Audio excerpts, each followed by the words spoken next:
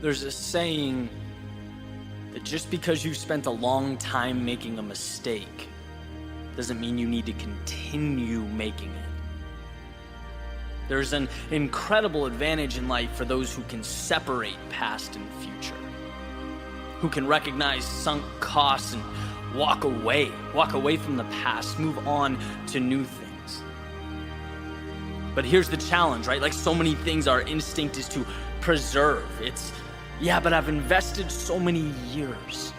I've spent X amount of dollars and maybe I don't like where I'm at, but look how long it's taken me to get here. Well, here's the reality. That time is gone. That money is not coming back no matter what you do or what direction you take from here on out. There's no reason to think you have to maintain the same trajectory or hold on to a specific identity or pattern of behavior. Yesterday isn't the focal point here. The goal is simpler. What matters now, and how will you get there now? You've grown, you've evolved, you've changed, and your targets have shifted, so why shouldn't you? The idea of sunk costs is so important because it's essentially realizing that you're not indebted to the resources you've spent or exhausted.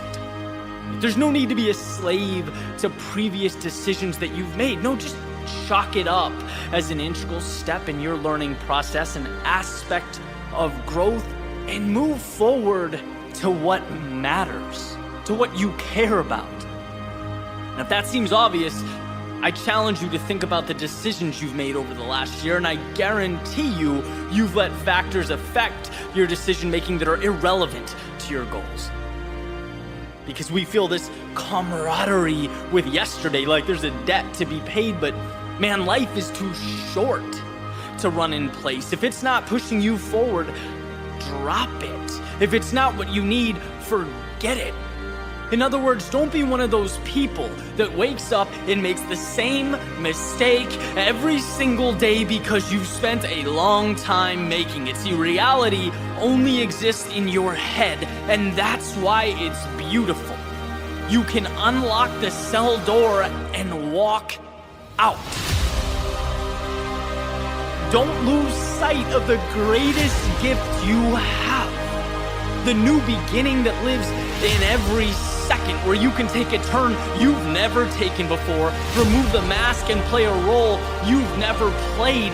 Let that sense of excitement pull you to new things. Let go of what you can't change and pursue what you can. Forget the time spent. Think of now. Where can you invest now? Your surroundings didn't magically arrive. You chose them, and you can just as easily take that wheel and leave. Simple formula. What is best for you, and how do you get there? Not where you feel obligated to be or expected to be or pressured to be. Where do you need to be? Everything else is noise. Everything else is a rope keeping your ship on shore, and you are not confined to that harbor or yesterday's destination. You're built to chase the horizon, follow your curiosity into the sunset. You don't make decisions based on yesterday's story. You sculpt it with tomorrow's possibility.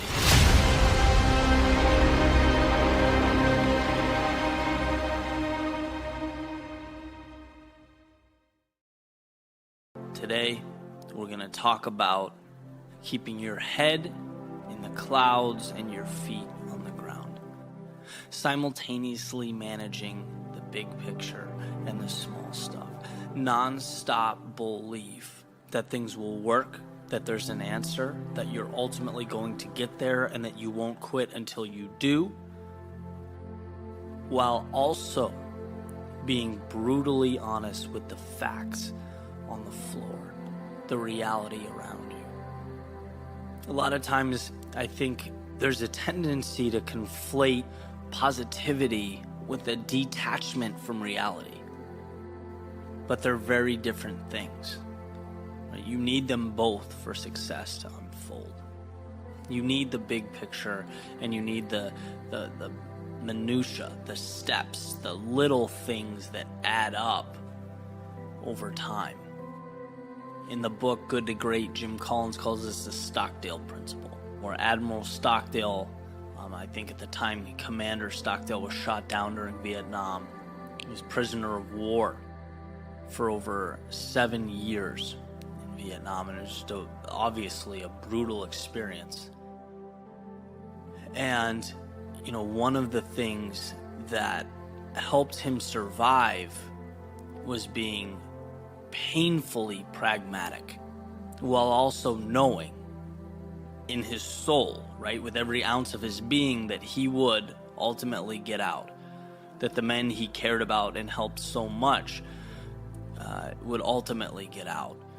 And so when Jim Collins is interviewing him, he says, Admiral Stockdale, what differentiated the ones that made it and the ones that didn't? And the answer is incredibly surprising. He says optimism. Because the people that were overly optimistic said, we'll get out by Christmas.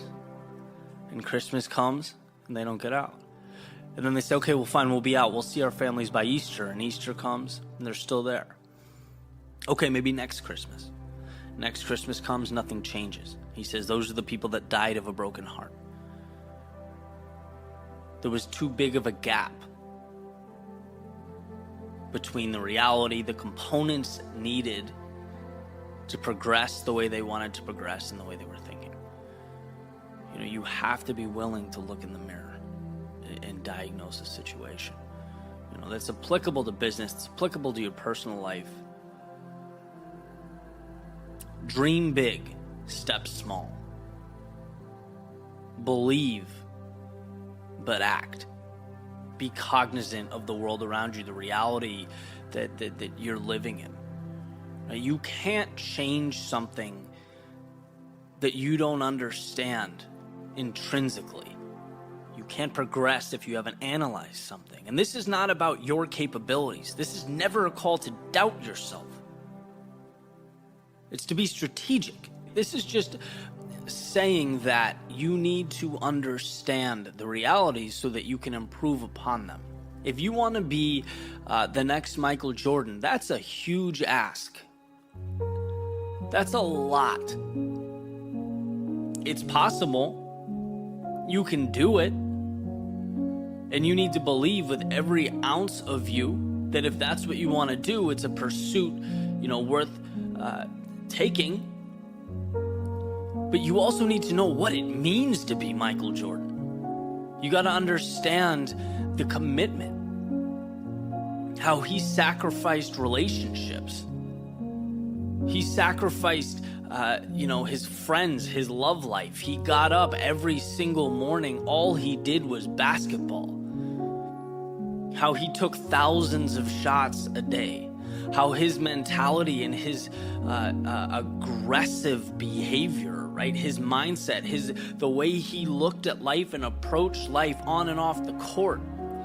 It required that he was so intense and so obsessed with winning that some people couldn't handle it. It meant that everything stopped except being the best. That's a big ask. A lot of people can't do that, don't want to do that. But that's what it takes. And to think you're going to be Michael Jordan without understanding, one, the commitment that's required and how you stack up, it's going to be in vain. I remember the CEO of the company that I worked for right out of college, he used to say, look, you have to be able to be honest and say when your baby's ugly. Right? Look at what you have and be able to draw a line from where you want to be so you can fix it. So that's the point. If you can juggle those two things, you will be unstoppable. Unstoppable. If you can be the one to trust yourself enough to know that there is a big picture, you will pursue it relentlessly and you will get there. If you can take that and you can marry it to the little things, right? To the awareness, to promising yourself that you will continue to analyze, assess, and do what needs to happen on the ground, that you will be realistic, you will be pragmatic. When things fail, you won't sugarcoat it. You'll dive in. You'll look at why it failed, so that you can pick up those pieces and build something stronger and continue to build, stack, and stand on what you've made. Those are the people that change the world. Those are the people that get things done, that get results. Dream big, step small. See you tomorrow.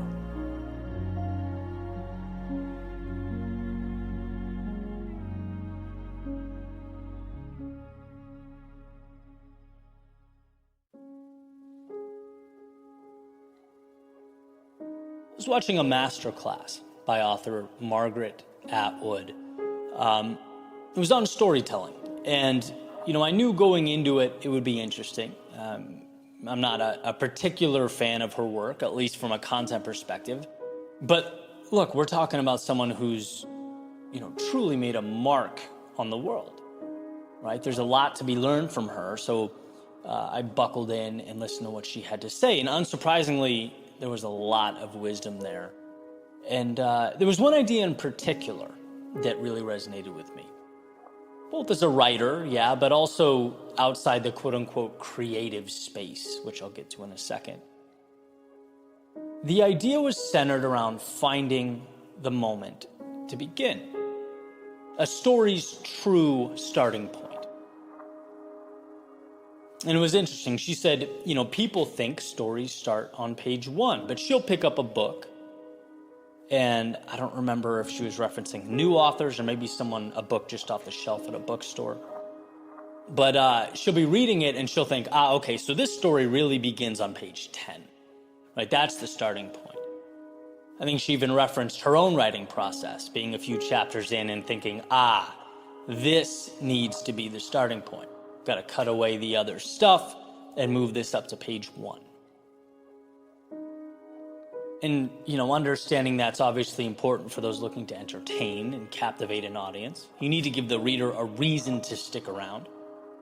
But I could also very easily draw a parallel from that to, a bigger picture, our real world. All I could think about was, what story are you telling yourself and where did it start? Or more importantly, has it even started?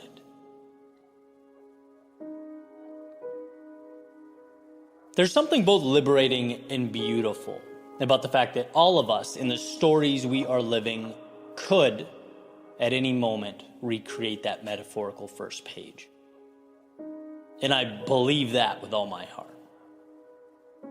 Like we think, page 1 started years ago. This is how things are now. This is where I exist in life. But what about the idea that beginnings don't have to start on page 1? What about the idea that you can cut away as much as necessary to create the right beginning? The story that feels right to you. We don't owe anything to the words that were written leading up to now. We're not beholden to the chapters that came before.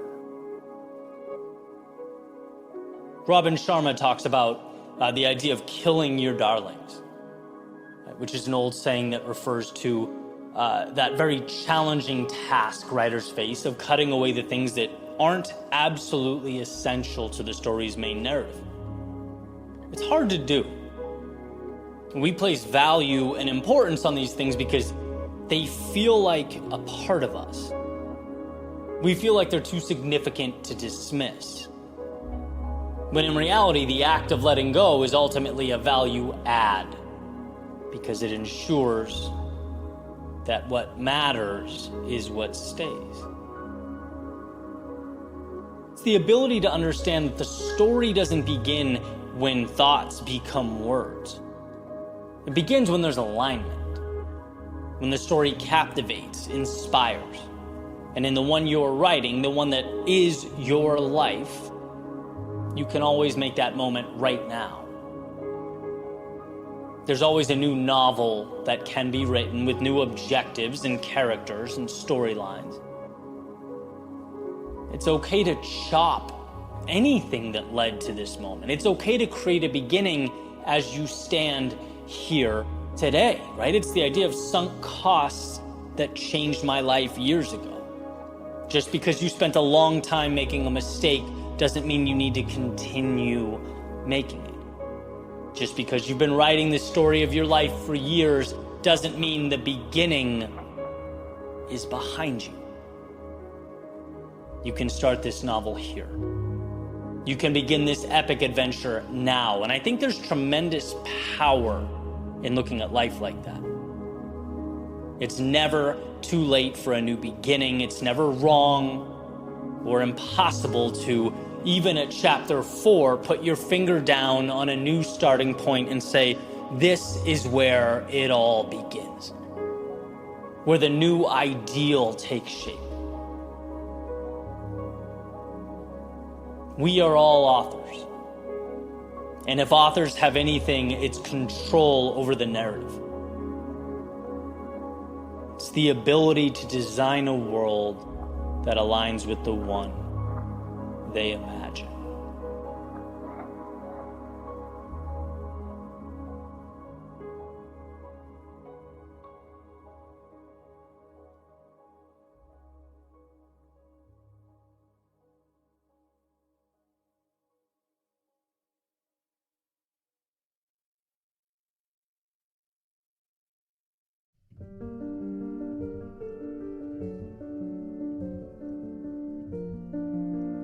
I want to share a theme with you that continuously reemerges in my life. And every time it does, I'm grateful.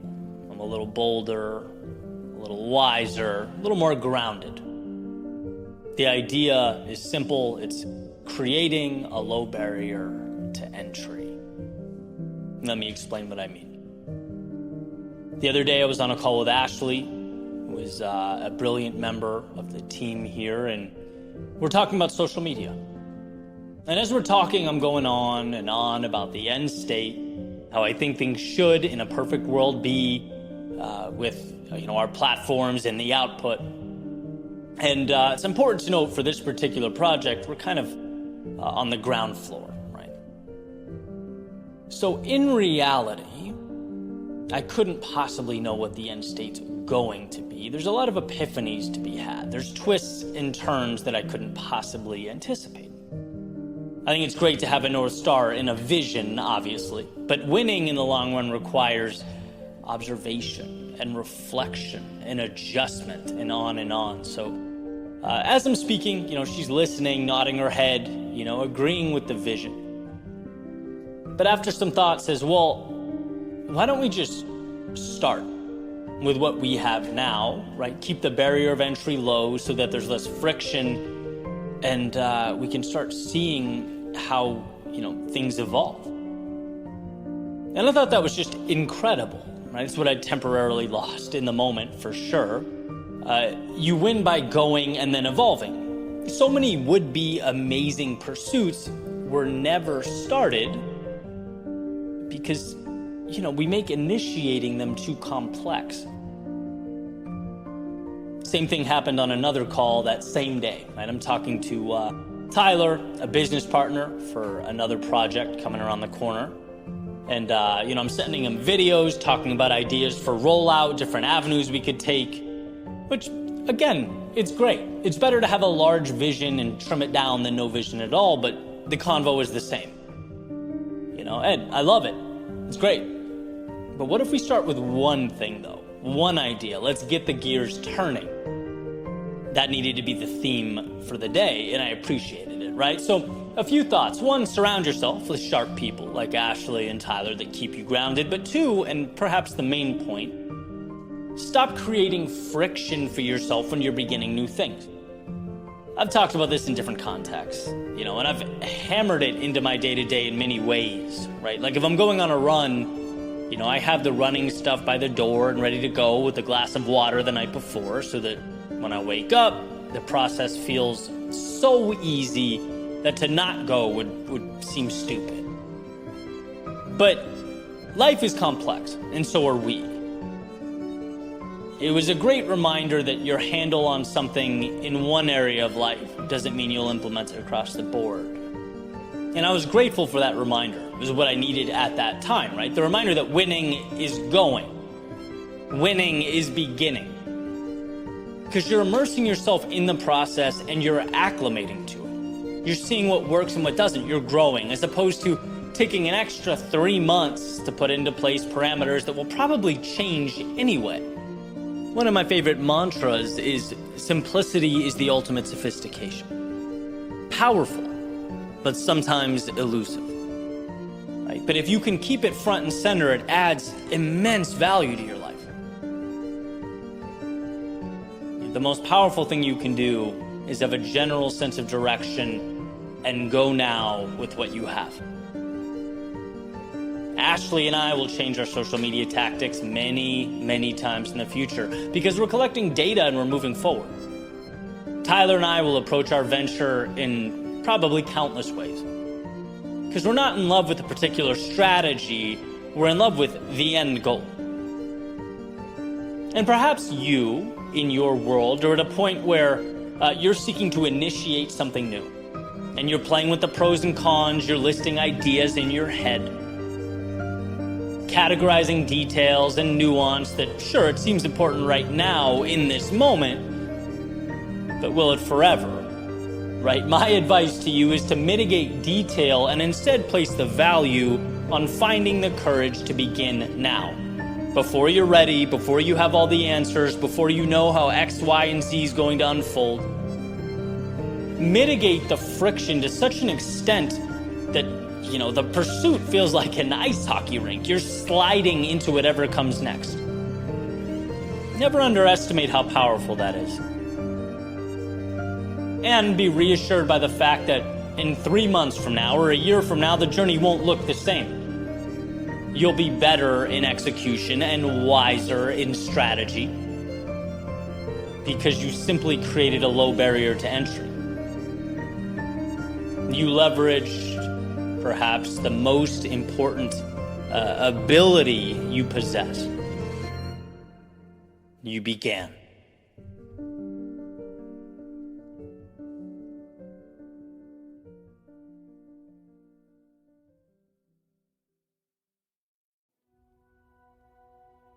The other day, I was on a podcast with Evan Carmichael, who's a YouTuber and entrepreneur. And we were talking with Shaquille, who was the host, about the mental side of the entrepreneurial journey. How we set goals, but also prepare ourselves for the inevitable adversity associated with growth. And one question Shaquille asked us was, where do we see ourselves in 5 years? Okay, so side note, I have a unique relationship with this question.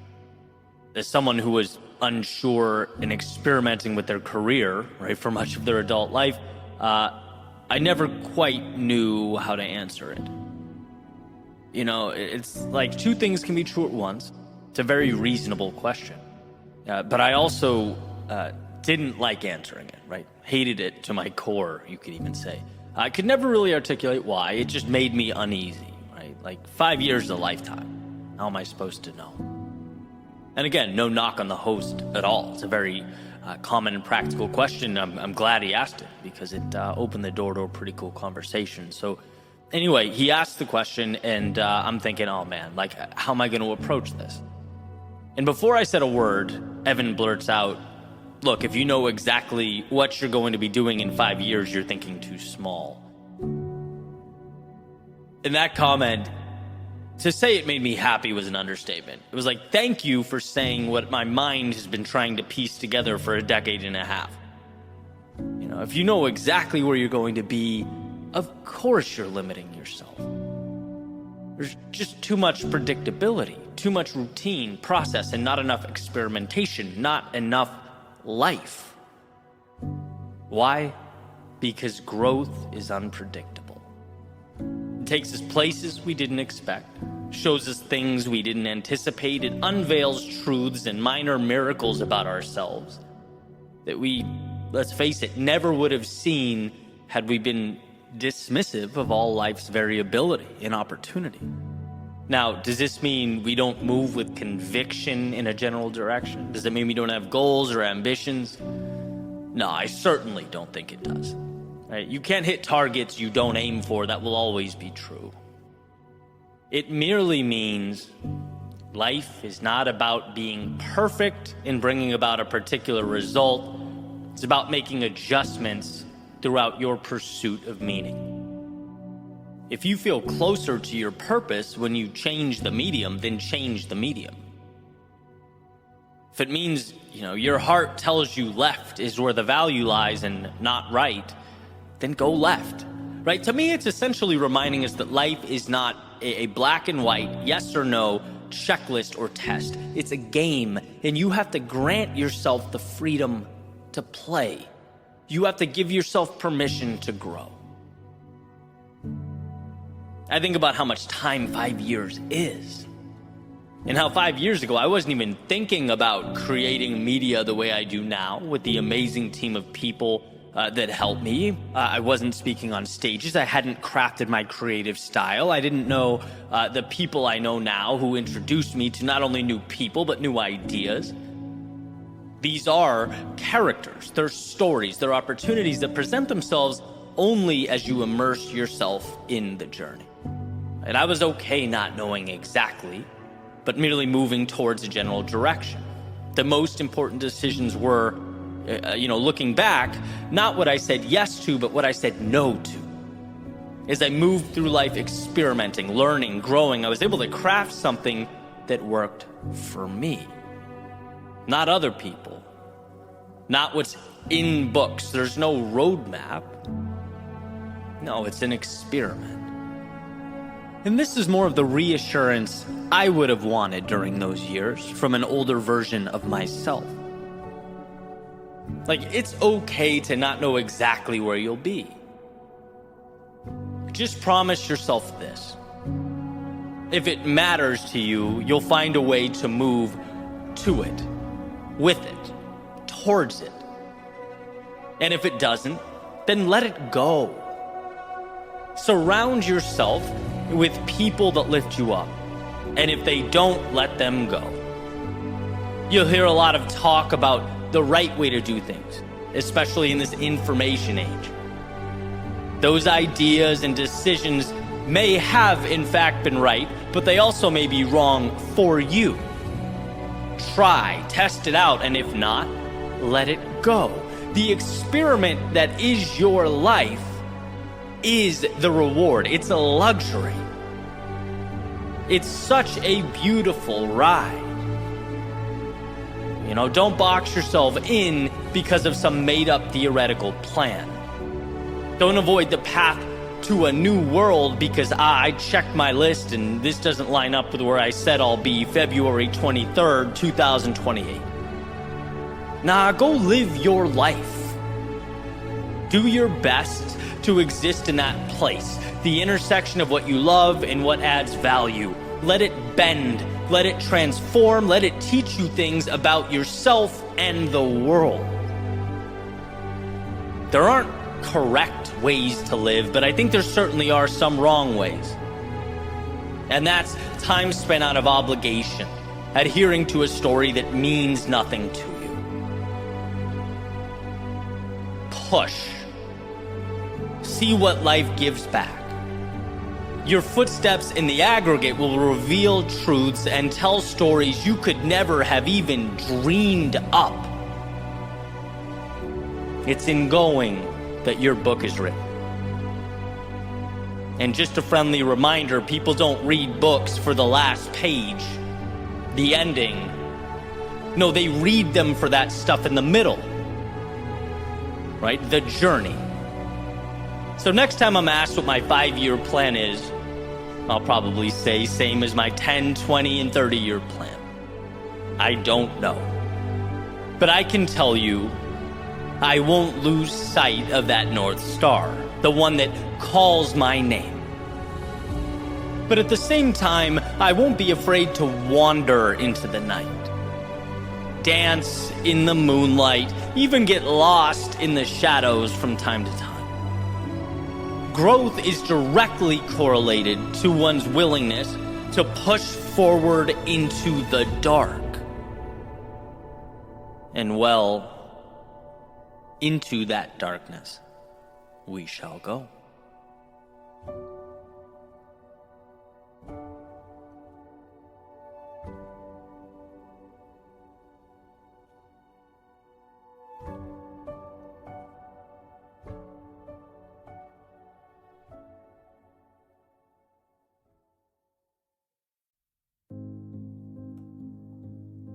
What's the difference between paying a fee and paying a fine? The answer to this question may not be as small or insignificant as we're inclined to believe. I recently picked up the book, The Psychology of Money by Morgan Housel. It lays out some valuable concepts and ideas about investing and managing our finances, growing our wealth. But there's one idea that I wanted to share because, yeah, from an investing standpoint, it's important, critical even, but it's relevant to so much more. And I think an understanding of it will help us in many aspects of life. So first, let's start with the financial piece, and then we'll sort of grow the metaphor, right? Because Housel talks about how we should look at investing in the market. And one of the hardest things for us to deal with is the market's volatility. Right? It's difficult for us to invest our hard-earned money and then see the market go, let's say, for example, down 20%. Like seeing that huge dip in our investment, that's not fun, right? Everyone knows that. That can be nerve-wracking. And it dissuades a lot of people from investing or keeping their money in when they should. It ultimately keeps them from getting the returns available to them, right? But here's the point he makes. He says those people who see that volatility as a fee and not a fine are more inclined to win in the long term. Understanding that market returns are never free, they demand a price. And that price is the roller coaster ride that we all have to deal with. That is the market. It's the ups and downs and highs and lows. That volatility is the cost of admission. And if you understand that, you're more inclined to stay calm. Keep your long-term vision. You're more than likely to come out on top. On the other hand, if when that turbulence arrives, the sudden crashes, the ups and downs, and you see it as a fine, as this terrible thing that's happening to a punishment, you're more likely to act emotionally, to be reactive and make decisions that aren't in your best interest. To drive the point home, he mentions Disneyland, for example. The fee is $100. And people will gladly pay that fee because, they get that great experience with their family, their kids that they'll have for the rest of their lives. That $100 isn't a fine. It's not a punishment. It's an intentional, deliberate trade of one thing for another. And if you were to look at it as a fine, you'd never get to enjoy that experience. If you thought that $100 was a punishment, it just wouldn't be the same, right? And so why do I bring all this up? Because I'm a firm believer that the best things in life all come with that price, or a fee, as Housel states. But I also think we sometimes have a tendency to look at that cost, that very same cost of admission, as a fine, as a problem. When really, no, it's just trading some turbulence now for a reward a little bit down the road. Sometimes the right thing is the hard thing, the uncomfortable thing. With dividends, it will pay so long as we understand that it's opening the door to something greater. Leaving a situation is not good for you hurts, right? We've all been there. We all know this in some capacity. But it's not a punishment or even a bad thing, right? That discomfort associated with walking away is a fee that will enable you to live a more aligned life in the very near future. Or let's say you're building something meaningful, something you care deeply about, but it's just you and the idea. There is no validation, certainly no external reward, not yet, and continuing forward in those moments is hard. It's taxing. Emotionally draining even. But this feeling, again, isn't a punishment. It's not a fine. It's the fee. It's the cost of admission to bring something into life that wasn't there. Life's greatest moments are expensive. It's just, are you going to pay the fee to bring it about, or the cost of regret at a different time? And you get the point, right? You can take this and apply it to so many things. Falling down, criticism, feeling lost, having to start from the bottom. These things are not fines, they are fees. They are price tags. And so often, the initial price is a bargain compared to what we'll get back. We just need to stop perceiving their mere existence as the world working against us. No, these are opportunities in disguise. It's easy to walk by the important things, to dismiss the uncomfortable things. The harsh truth is that our greatest opportunities are often intertwined in our distress. That's why so many people walk away from the things that will make their lives better.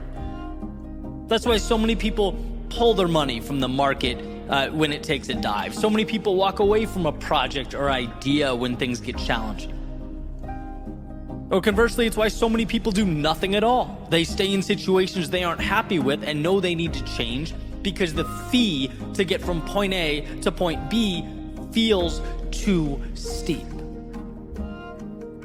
But I think the value is in comparing the discomfort, the cost, the fee to what it's going to bring you down the road, because often it's a bargain. We need to remember that what it will ultimately provide has life-changing potential. Understand that resistance is not a fine. It is not the world telling you no. It's life asking you, hey, do you really want this? Because if you do, it's yours, so long as you sign the dotted line and pay the price. Most people will be dissuaded by this. Most people will turn and walk away, but most people also leave a hell of a lot on the table. And I don't want that for you. You don't want that for you. The world we live in is one of abundance. So when life pushes back, understand that it's merely positioning you to move beyond your limits, to redefine your worldview. And while admission isn't free, it's well worth the price.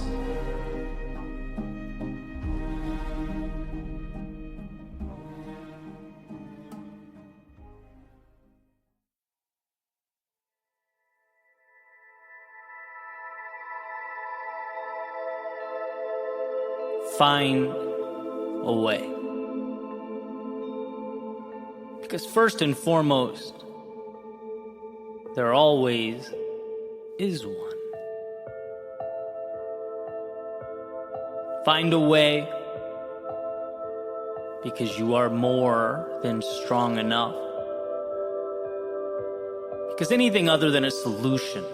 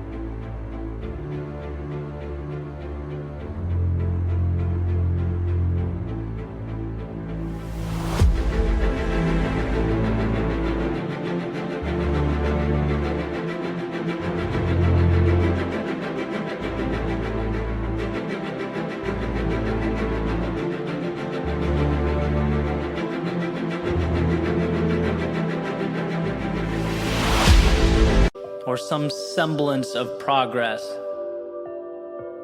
means you gave in, called it quits, threw in the towel. And giving in is not who you are.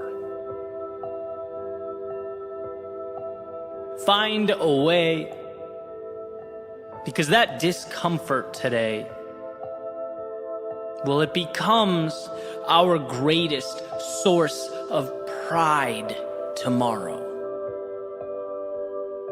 The simple decision to carry on or stick it out now is so much more than it appears to be when under duress. Sure, it's easy to turn around. But everything relies on your moving forward into that darkness. Find a way. Because while we may think we want safety and need predictability, our souls want adventure. Life's meaning is comprised of the mountains climbed and dragons slayed, so step out and slay your dragons. Find a way. Because an evolved self has to be earned. Keeping promises to yourself is no small ordeal. Putting your head on the pillow at night, knowing you followed through on who you decided you would be, that's power. It creates a trajectory towards infinite possibility. It points you at the stars.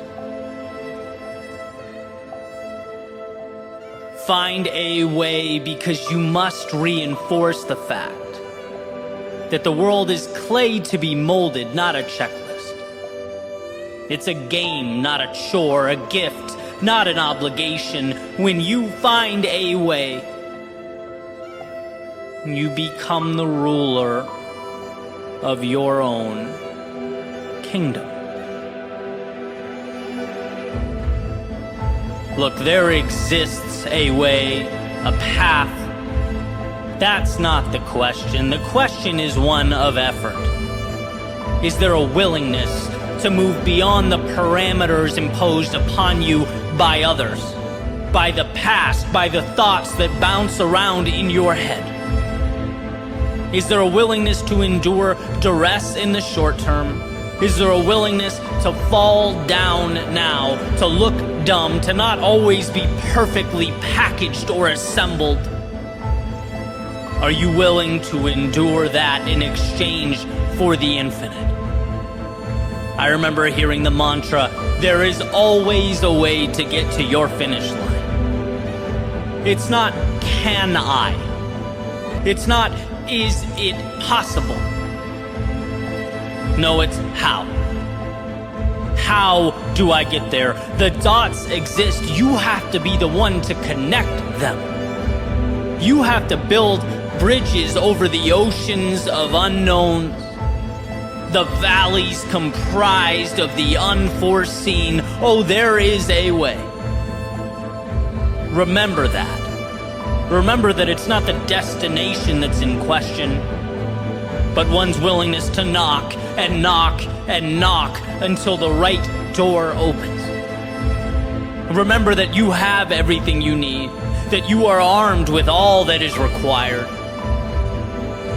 You were made to connect those very dots before you. You just have to decide what's more important to you. That feeling of reaching the top of the mountain, or the feeling of its shade at the bottom.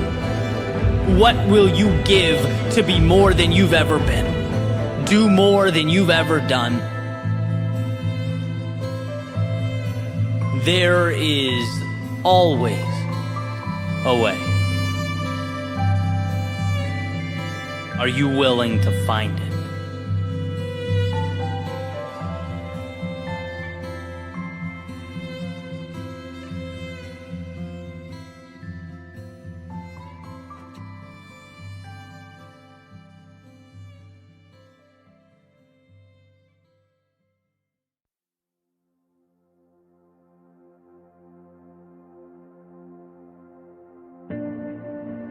The other day, I went to check out an open mic. And basically people sign up to share their short stories, their poetry, stuff like that. And I'm sitting there soaking it all in, enjoying each one as they went up on stage. And eventually this girl makes her way up. The first thing she does is she tells the room, hey, I've never done this before, but I've always wanted to, so here I am. She takes out her phone and begins reading some of her poems. And pretty quickly, two things stuck out to me. One is she was brilliant, like just so incredibly talented that I'm thinking, man, if she keeps doing this, she's gonna find herself in some crazy places. She's really gonna make an impact.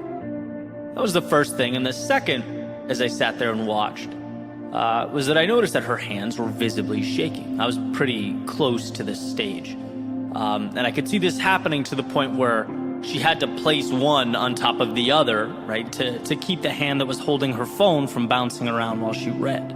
That's how visibly nervous she was. And immediately my mind went down this road, reflecting back on the moments I've had just like that, because man, I've been there, where you're both determined and terrified at the same time, but somehow the desire to try outweighs the fear just enough for you to find yourself in that exact situation. Just enough that you step into a foreign world, still wondering whether you made the right move, every step of the way, from the car, the building, onto this stage, until you hit the point where, okay, well, now you can't turn back. Now you're here, you can't leave. And the thing is, and this is what was so beautiful to me, she was never forced to do this at gunpoint. No one made her step into that chaos. It was self-created. She could have stayed home. She could have closed her journal or the notes app on her phone, and that would have been the end of that. But no, not today. Today, one yes would lead to another, and another, and despite the nerves, the sweaty palms, and shaky hands, she would open a new chapter in the story of her life. Prove to herself that she's bolder than she thought she was just a few hours ago. That there's upside when you confront those unknowns in life. And as I sat and watched, I was so incredibly moved, so proud, so impressed. Partly because I know that to many of the people in that room, it might not have looked like much. It's like, okay, great, round of applause for the new artist or poet. Welcome. But I knew the gravity of the moment. I understood how big it truly was. And regardless of what words came out of her mouth or how well they were assembled, that night was not about the performance. No, it was about new beginnings. It was about outstretched wings, opening one's eyes to the learned helplessness and pinpointing the opportunity that was simply waiting for that first step to occur. And see, that's what I want to emphasize. That's what I believe every single one of us needs to understand, to fully get. The biggest moves we make in life, well, it's easy to convince ourselves that they aren't necessary or worth it. The things that transform us hide themselves. A lot of the time, they don't feel urgent. They aren't life or death decisions. They can be the stages we never step on, the people we never talk to, the chances we never take. Because, well, what happens if we simply stay right where we are? Say thank you, but no thank you to those fleeting opportunities.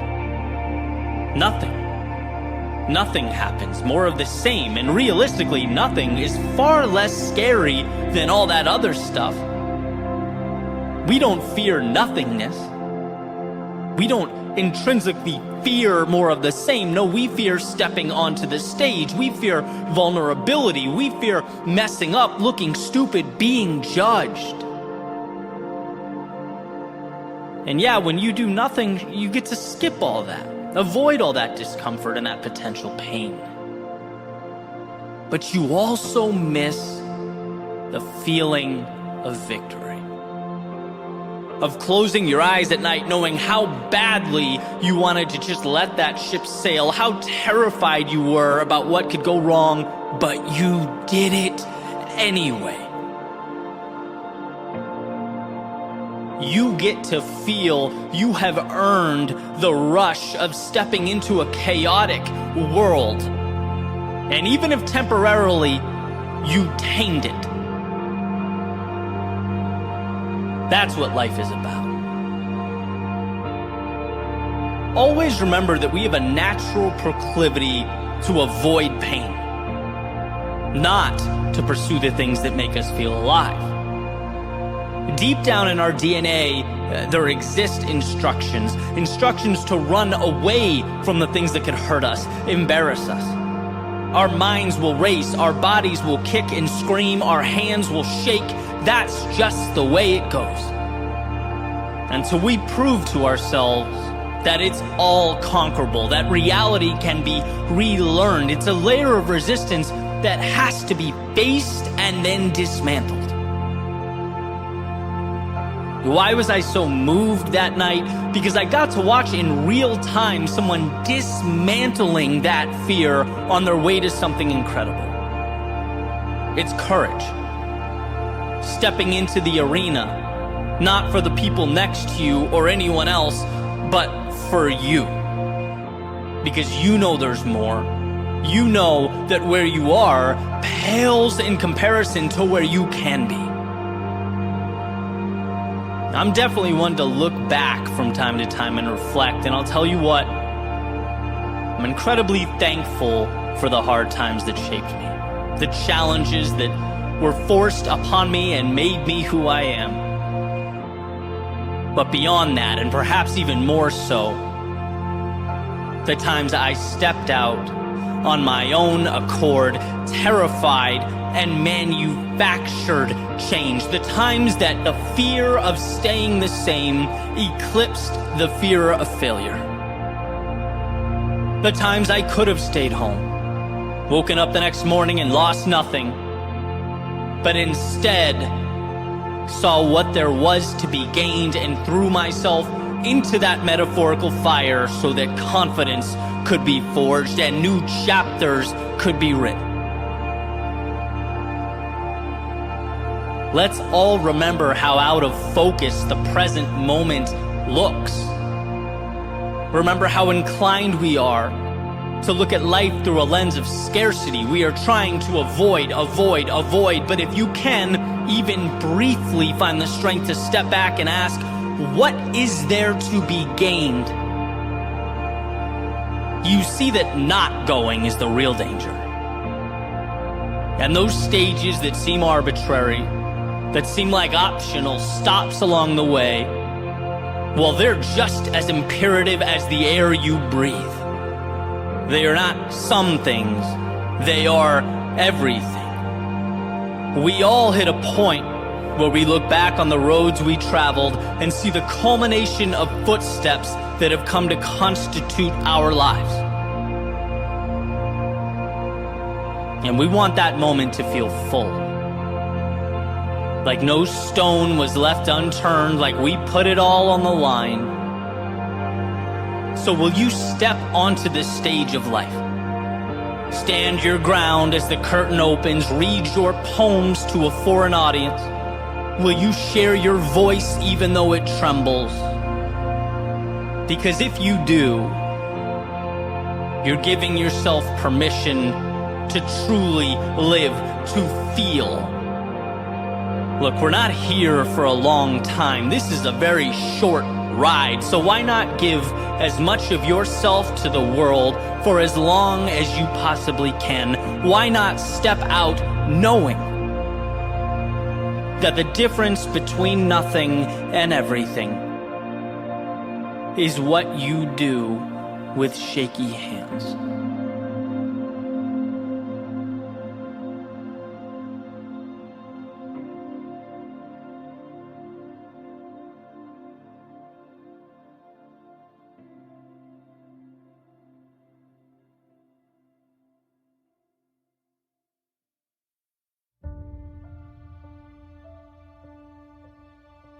What is failure? Perhaps when the plan falls apart.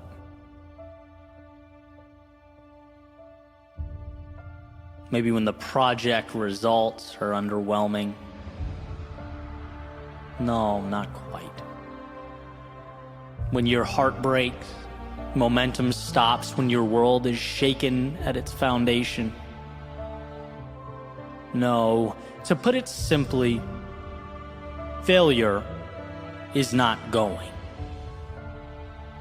Failure is the plan never falling apart because you were too scared to make one. Failure is never being underwhelmed by the results of that project because you couldn't find the courage to start. Failure is no heartbreak, no setbacks, no challenge to your worldview because you stood still. I see life's disappointing occurrences as a sort of transaction. Some temporary discomfort in exchange for the very wisdom you were looking for, placed in the palm of your hand.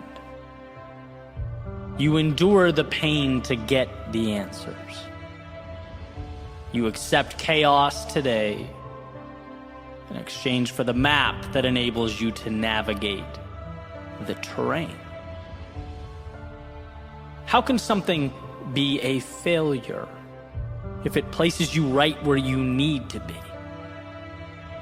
How can something be a failure if it brings you closer to the life you dream of? Maybe we don't look at life as failure versus success, but rather as being stagnant versus being in motion, immobile versus mobile. Maybe it's that simple. If you are moving, regardless of how fast, you're giving yourself a chance to overcome, to collect wisdom and pick up armor. You're giving yourself a chance to be more tomorrow than you are today. And that means we stop accepting the notion that we are standing still for our benefit, justifying that we're only stationary because we're waiting for the right moment. We're here because we need this to be perfect. No, there are a million different ways to get what you want out of life, a million different paths to get you there. None of them require standing still. I already cringe at the amount of time I've wasted waiting for the right time. How I would sit on releasing this or starting that. Oh, it's because I'm a perfectionist. Only to learn that perfectionism is really just fear in disguise. You can sit there and wait and refine and refine and refine. But I'll tell you what, the one who moves, who creates, shares, collects feedback, adjusts, and repeats will have achieved that level of quote-unquote perfection before you feel prepared to acknowledge and share your prototype. It was simply by going that evolution took place. And it took me a long time to grasp this, to understand it, and a part of me didn't want to believe it, as I found it inherently uncomfortable. But life rewards the bold. It always has and always will, calling for a sort of calculated recklessness. Great things are achieved by doers who can put their egos aside and let the world humble them on their way to the next attempt. In Ron Chernow's biography on Washington, one of the common themes, which I believe made Washington one of the most influential people in the history of mankind, was his ability to think, analyze, seek out the opinions of people around him, and then, once decided that was that, he was all in. The rubber had met the road. This was now the way. And I find power in that, as overthinking is so often our undoing, right? Weighing out worst case scenarios, contingency plans, this versus that. When progress requires that we spend a little bit of time deciding which general direction we go, but most importantly, that we start. And I think we've all been guilty of this. Overanalyzing, over-planning. But just like a sailor can't predict the winds, we can't predict all life's variables. Again, it's deciding on a general direction and then trusting ourselves to navigate life's obstacles as they arise. It's finding trends and patterns along the way and doing our best to utilize them as we move forward. There will be points where the road ahead seems overwhelming, the obstacles too abundant to make sense of, where the mind compels you to stay where you are and stare out in awe. It will suggest that what's behind you is safer, that the world you know contains fewer monsters than the world you don't.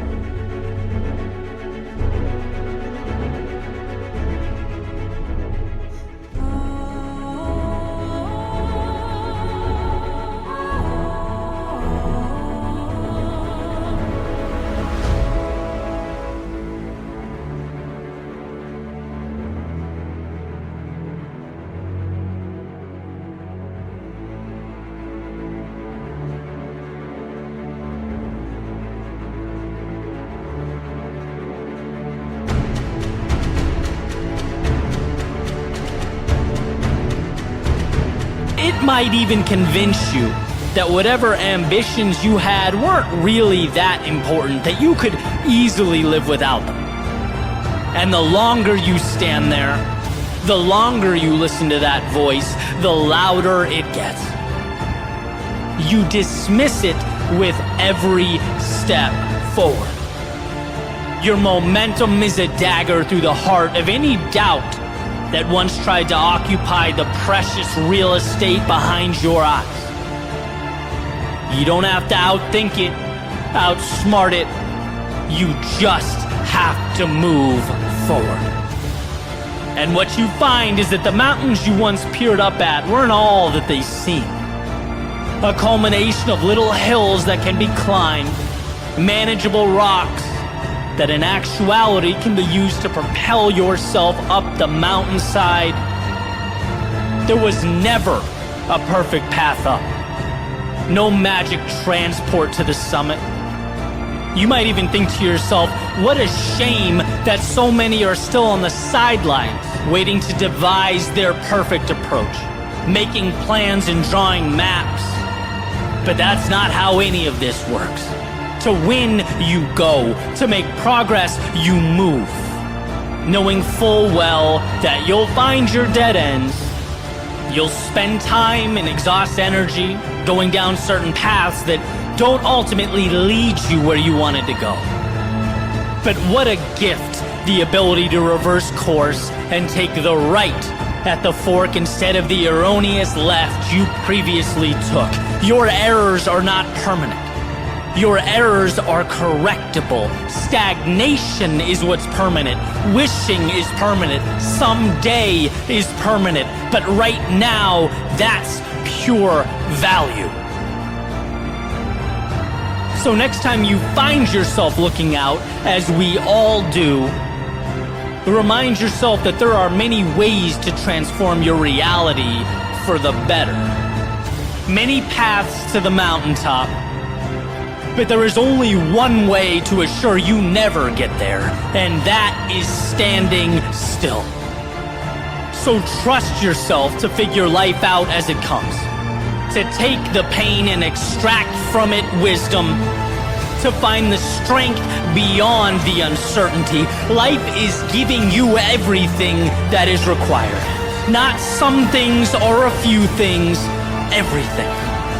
All it asks of you is that you dismantle the delusion of perfection and begin.